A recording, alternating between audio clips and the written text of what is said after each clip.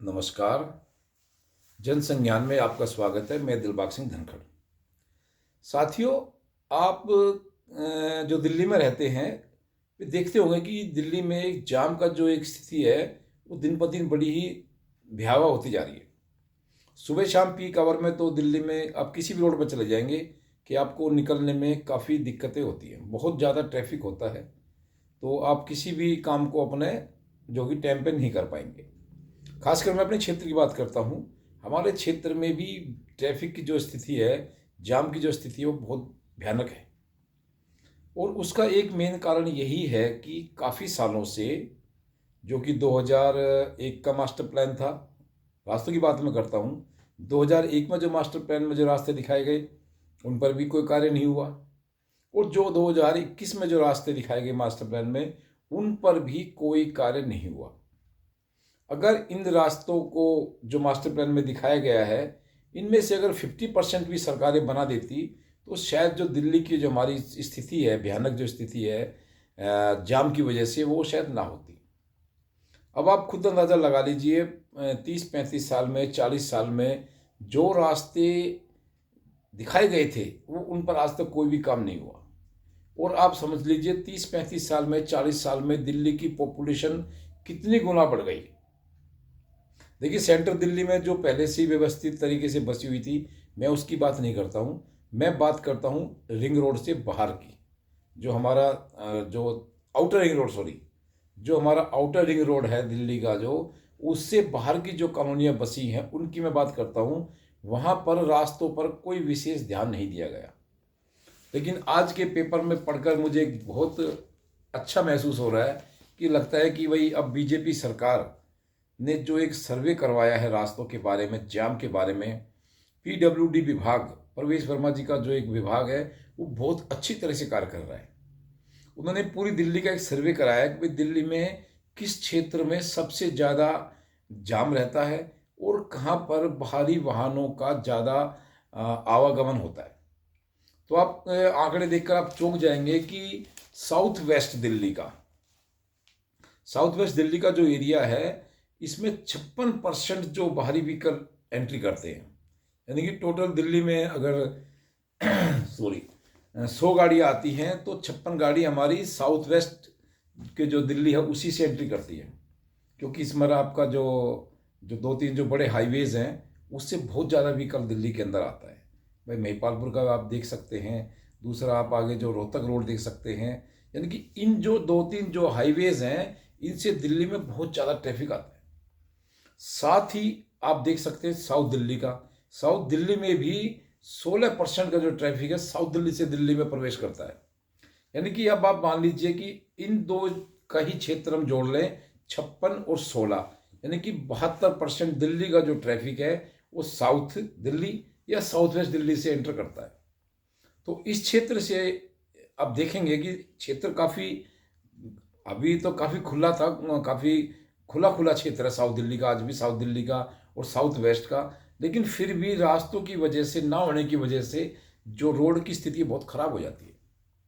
अभी आपने देखा होगा कि यूईआर 2 दिल्ली के लिए, हमारी खासकर साउथ दिल्ली के लिए, साउथ वेस्ट दिल्ली के लिए एक बहुत अच्छा प्रोग्राम था, बहुत अच्छा एक जो रास्ता था जो 2021 के मास्टर प्लान में दिखाया गया था, उस पर काफ़ी हद तक काम भी हो गया।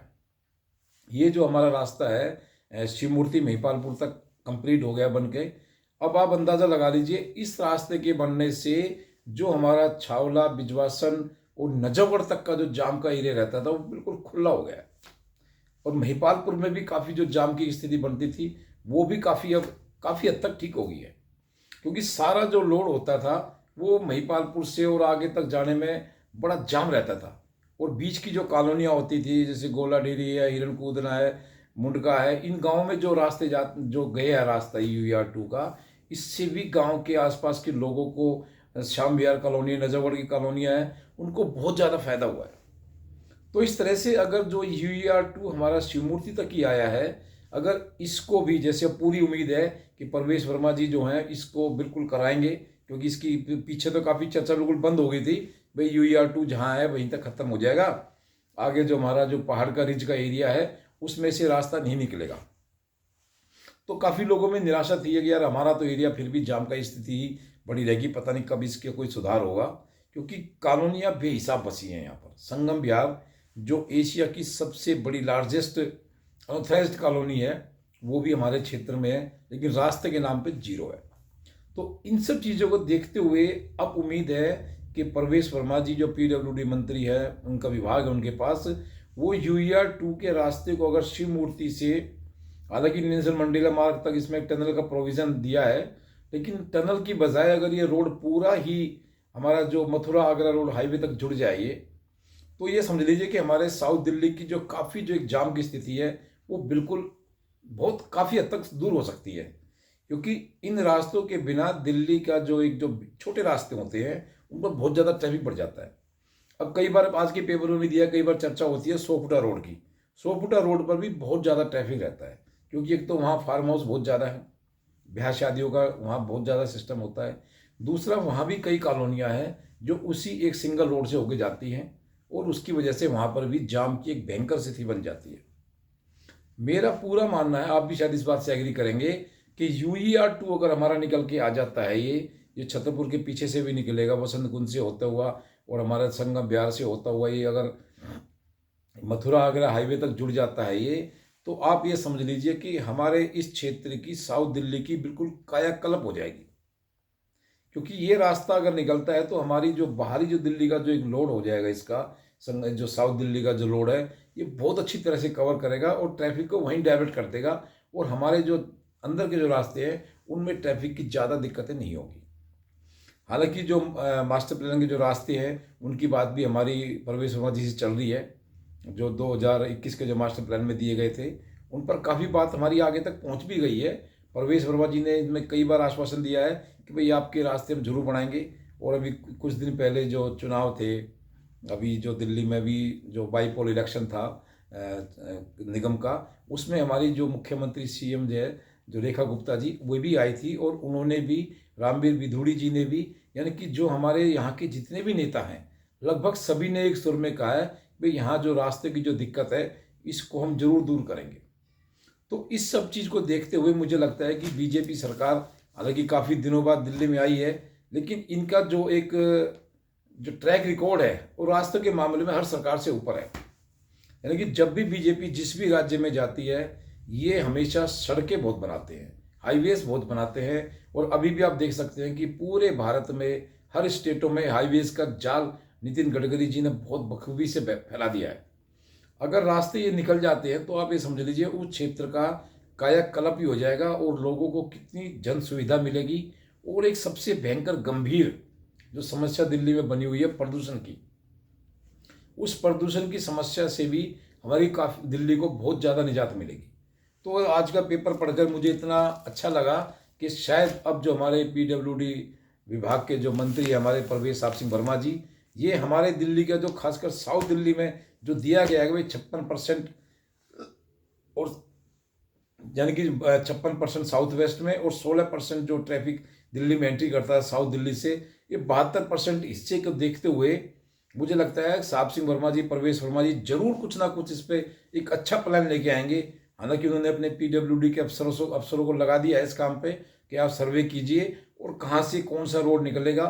इन रोडों पर पूरा वो एक तरह से लगे हुए हैं।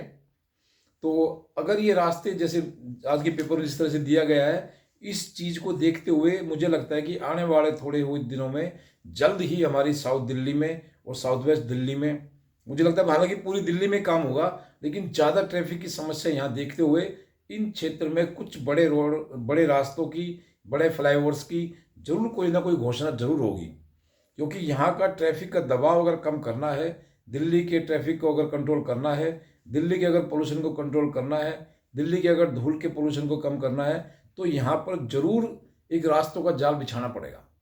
बड़े बड़े चौड़े चौड़े रास्ते यहाँ देने पड़ेंगे, मेट्रो की कनेक्टिविटी अच्छी करनी पड़ेगी, और भी कई रास्ते यहाँ से ऐसे निकालने पड़ेंगे जिससे कि संगम बिहार की कम से कम 15-20 लाख की जो पॉपुलेशन है या आसपास की जो काफ़ी पॉपुलेशन है वो आराम से निकले, और साउथ दिल्ली का जो एक एरिया है वो जाम फ्री हो जाए। तो आज का पेपर पढ़ करके मुझे बड़ा अच्छा लगा है कि आप इस खबर को जरूर पढ़ें कि साउथ दिल्ली में जितना भी जाम का हिस्सा है उसमें अब सरकार ने टॉप गियर लगा दिया है और जाम को शायद बहुत जल्दी फ्री कर देंगे और दिल्ली जाम फ्री, जाम मुक्त दिल्ली हमें जरूर देखने को मिलेगी। तो आज की वीडियो में इतना ही। नमस्कार।